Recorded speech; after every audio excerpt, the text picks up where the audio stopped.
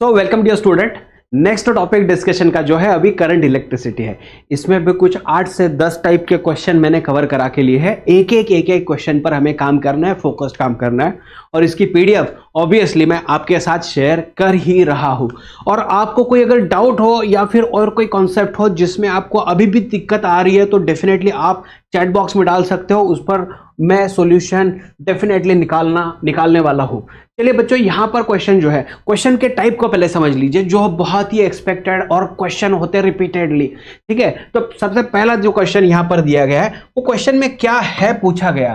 तो 2 सेल्स, ठीक है, जिनका ईएमएफ E1 E2 है। कैसे कनेक्ट किया है भाई? सीरीज में कनेक्ट किया है so as to assist and then balancing length is observe to be 2.7 metre.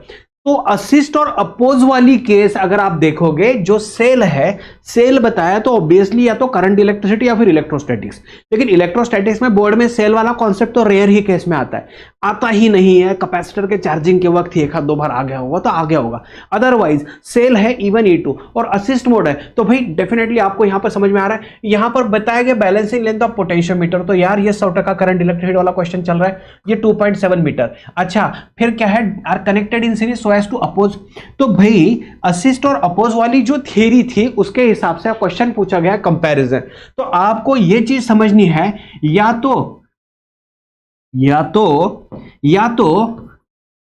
Assist और अपोज वाली जो केस है, असिस्ट और अपोज वाली केस में, असिस्ट में ये दो सेल कुछ इस तरीके से लगाए जाते हैं जिसमें E1 और E2 को लगाया जाता है, और दूसरी मेथड में E1 और E2 को कुछ इस तरीके से लगाया जाता है।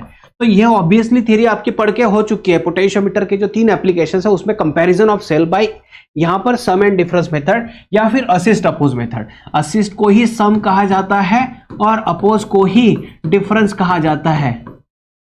तो भाई इसका रिजल्ट है क्या? तो अगर आपने थ्योरी पढ़ ली है तो आपको पता है E1 by E2 is L1 plus L2 divided by L1 minus L2। Assist वाली लेंथ बड़ी होती है और अपोज वाली जो लेंथ होती है बच्चों वो कम होती है। तो असिस्ट वाली बड़ी होती है, अपोज वाली जो है कम होती है, तो बहुत कम है 0.3। तो असिस्ट और अपोज वाला रिजल्ट मैंने इस्तेमाल कर लिया, इसको फिर सॉल्व करा लिया, कुछ इस तरीके से इनका रेशो मिल चुका है। बहुत ही आसान क्वेश्चन। मैं तो बोलूं यार करंट इलेक्ट्रिसिटी में होता क्या है ना, कई बार बच्चे ऑब्जर्व करते हैं ये मतलब जो किरचॉफ्स लॉ होता है ना, केसीएल केवीएल, उसमें ही फंस जाते हैं कई बार। तो उसमें ना फंसिए। रेयर ही केस में होता है कि उस पर क्वेश्चन आ गया है और आपको सॉल्व करना पड़ रहा है क्योंकि बहुत लेंदी हो जाता है। तो मेजॉरिटी अगर क्वेश्चन देखोगे आप तो ऑब्वियसली थोड़ा स्मार्टली वर्क करना पड़ेगा। इस पर ज्यादा क्वेश्चन होते हैं, व्हीटस्टोन पर, मीटर ब्रिज पर, और फिर कहां पर? पोटेंशियोमीटर वाले जो 3 कॉन्सेप्ट्स है उस पर। तो उसमें ही सेकंड टाइप का क्वेश्चन देख लीजिए। अभी आप क्या है, यहां पर EMF of cell is balanced by 120 centimetre, ठीक है। When cell is shunted by resistance of 10 ohm, the balancing length is reduced by 20 centimetre. Internal resistance, भाई बहुत ज्यादा दिमाग नहीं लगाना है। अगर कई बार ऐसे हो जाता है बच्चों को पोटेंशियोमीटर वाला इंटरनल रेजिस्टेंस का थ्योरी बहुत टफ चला जाता है, तो बच्चे लर्न करा लेते हैं, बाय हार्ट पार्ट करा लेते हैं ना। तो करने तो कोई दिक्कत नहीं। इसमें मैं शॉर्ट टेक्निक बताऊं आपको समझना चाहिए। क्वेश्चन पहले समझना चाहिए, पोटेंशियोमीटर वाला क्वेश्चन है, हाँ ठीक है। इंटरनल रेजिस्टेंस पूछा गया यार, पूरा फिजिक्स के सिलेबस में ये एक ही क्वेश्चन मिल रहा है और इसका फॉर्मूला आपको लर्न करना है। R small R internal resistance equal to capital R, जिसको शंट कराया गया है ना। L1 बड़ी लेंथ डिवाइड बाय छोटी लेंथ -1। इस फॉर्मूले को अगर आप लर्न करा लेते हो और क्वेश्चन को थोड़ा समझ लेते हो कि पहला बैलेंसिंग लेंथ 120 था, सेल को शंट कराने के बाद बैलेंसिंग लेंथ रिड्यूस्ड बाय 20। तो ये भाई सीधा ग्रामर अगर आप इस पे समझो तो पहले 120 था, इसमें से 20 घटा दो क्योंकि रिड्यूस्ड बाय 20 है, और यहां पर नया लेंथ मिल गया।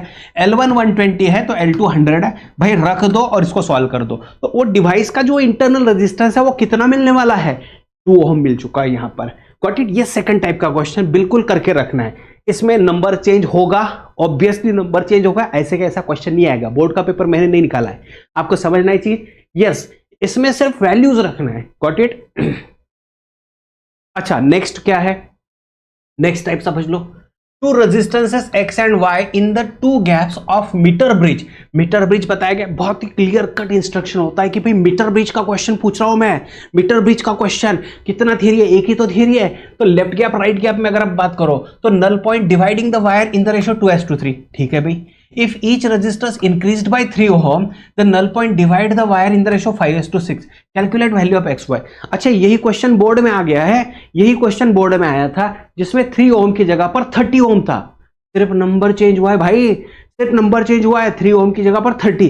तो आपको समझना है पहले लेफ्ट गैप राइट गैप, तो x by Y is equal to 2/3, ठीक है, ये आ गया। इससे मुझे x और y का रिलेशन मिल चुका है। फिर आगे इन्होंने बोला है कि ईच रेजिस्टेंस इंक्रीज्ड बाय 3 ओम, तो x में भी 3 जोड़ दो, y में भी 3 जोड़ दो, तो आपको मिल गया 5/6। वैसे जो बच्चा होशियार उसको तो समझ में आ जाएगा यहीं पे कुछ ना कुछ चेंज हुआ है, और क्या चेंज हुआ है तो बच्चा शायद यहीं पे आंसर से आंसर निकाल सकता है, कोई दिक्कत नहीं आएगी। लेकिन हमको सॉल्व करना है। ये देखिए क्रॉस मल्टीप्लाई करा दीजिए, ये क्रॉस मल्टीप्लाई कराने के बाद 6x - 5y इक्वल टू -3 मिल चुका है। अभी करना क्या है, जो पहला रिजल्ट था ना इसकी हेल्प यहाँ पे ले लो।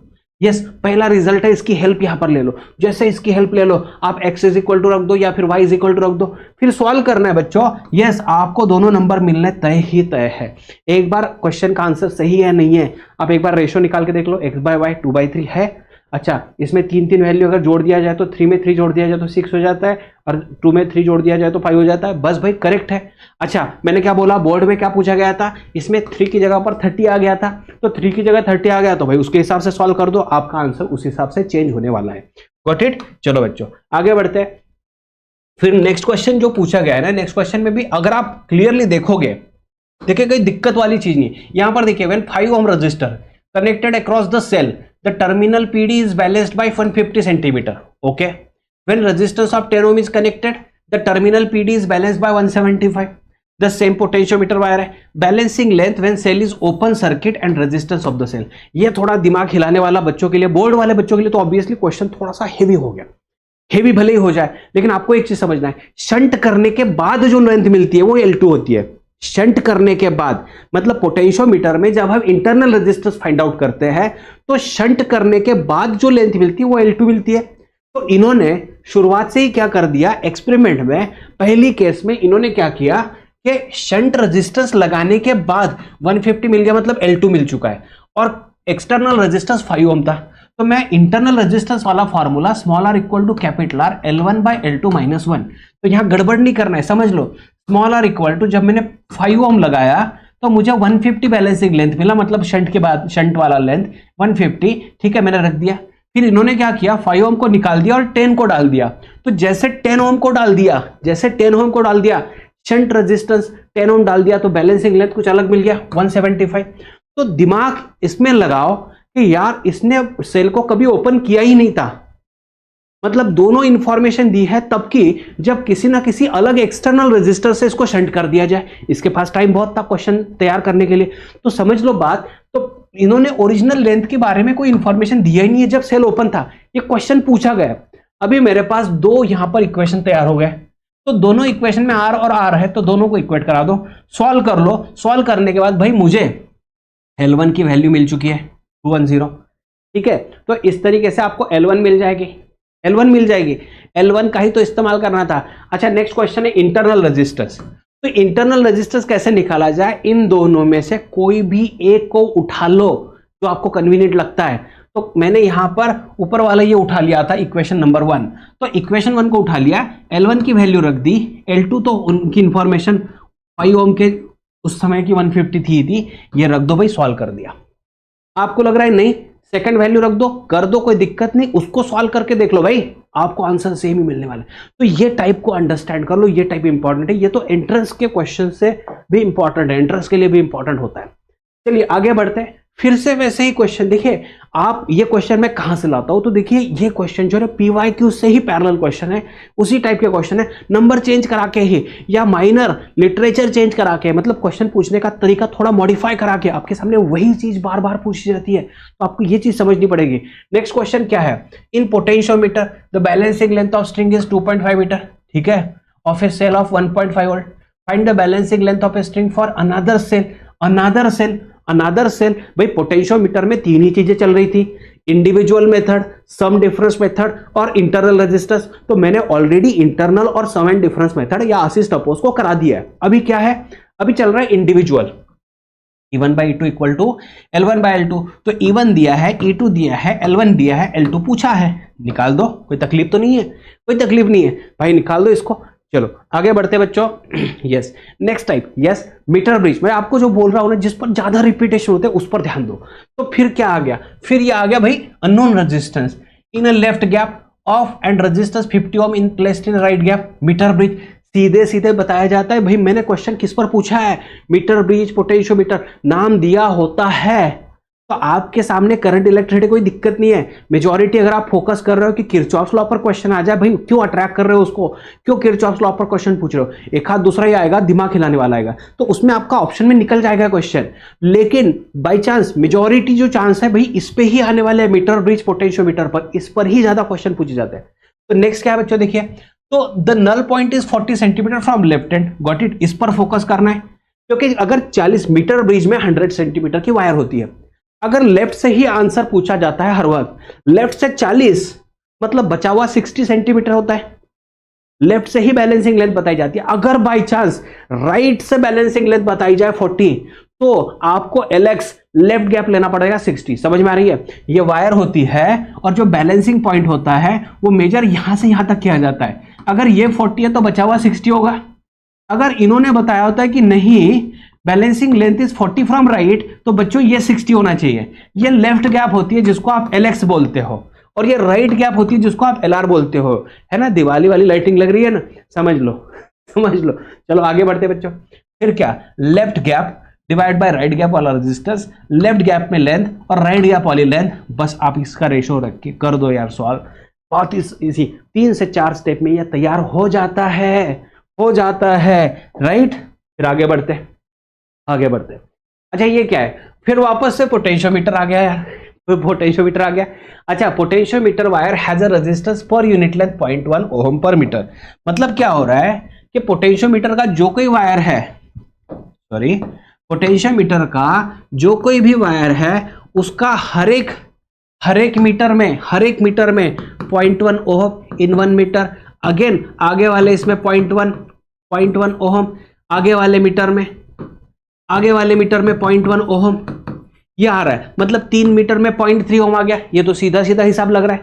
व्हाट इट, अभी क्वेश्चन क्या पूछा गया, 1.5 वोल्ट बैलेंसेस अगेंस्ट 3 सेंटीमीटर। तो हमको ये चीज पता है कि पोटेंशियोमीटर वायर के अक्रॉस, है ना, अगर मान लीजिए यहां पर किसी एक सेल को, देखिए ये प्राइमरी सेल होता है, इसका काम जो होता है इसके अक्रॉस पोटेंशियल ड्रॉप किया जाए और इसको बैलेंस किया जाता है। मान लीजिए इसको बैलेंस कर रहा हूं मैं, 1.5 वोल्ट जो है, 1.5 वोल्ट जो है, इसको गैल्वानोमीटर की हेल्प से मैंने यहां पर जोड़ दिया, तो मुझे दिख रहा है कि गैल्वानोमीटर ने 0 दिखा दिया, गैल्वानोमीटर ने रीडिंग 0 दिखा दिया। मतलब क्या हो रहा है, अगर ये 1.5 वोल्ट है तो इस वायर के अक्रॉस भी 1.5 वोल्ट है। सीधी सी बात है, इस वायर के अक्रॉस भी 1.5 है, तो इसकी वजह से तो बच्चों यहां से करंट जा रहा था, तो करंट मल्टीप्लाई बाय रेजिस्टेंस। यहां से यहां तक अगर आप बात करें, यहां से यहां तक वायर की रेजिस्टेंस आपको पता है, रेजिस्टेंस यहां से यहां तक, ए से लेकर मान लीजिए बी तक है, तो ए बी करंट तो उतना ही जाने वाला है, करंट इंटू रेजिस्टेंस, तो ये पोटेंशियल जितना बन रहा है और ये सेल जो है, इन दोनों का पोटेंशियल डिफरेंस 0 हो रहा है, इसलिए गैल्वानोमीटर ने 0 दिखा दिया। तो सीधी सी बात है, आपको 1.5 को, सीधी सी बात है, आपको 1.5 को 1.5 balanced against 300 that is 3 metre, और 3 मीटर का रेजिस्टेंस आपने निकाल दिया 0.3 ओम। तो 1.5 volt is equal to I into are.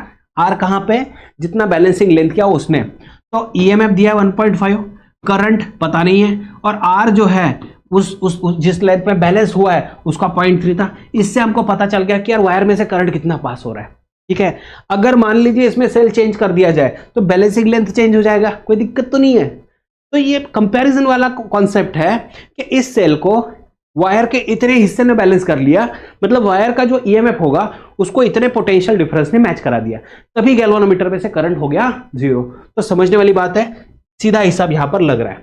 चलो आखिरी क्वेश्चन यहां पर ले लेते हैं बच्चों, क्या है, 4 resistances 4, 8, X and 6 are connected in series. इस पर फोकस करो, कनेक्टेड इन सीरीज, और कहां पर है, इन व्हीटस्टोन नेटवर्क। तो भाई व्हीटस्टोन नेटवर्क मुझे पता है PQRS, तो व्हीटस्टोन नेटवर्क मैंने यहां पर दिखा दिया और यहां पर इंटेंशनली दे दिया, इस सीक्वेंस को फॉलो करो, इनका मतलब है 4, फिर लगा दो 8।